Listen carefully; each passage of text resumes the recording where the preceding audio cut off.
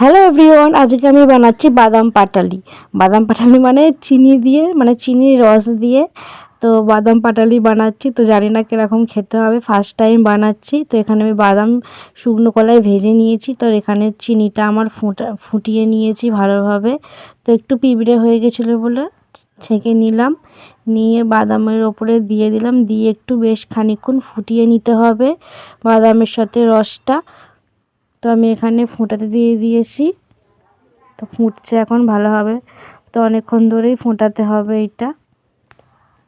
10 থেকে 15 মিনিট হয়ে গেছে, এটা আমি ফোটাচ্ছি। তো অনেকক্ষণ ধরে ফোটানোর পরে দেখবে একটা লালচে কালার চলে এসেছে। তো লালচে কালার এসে গেলে আমি এটা অফ করে দেবো। তো এখানে একটা ছোট থালার মধ্যে একটু ঘি ব্রাশ করে নেবো ভালোভাবে।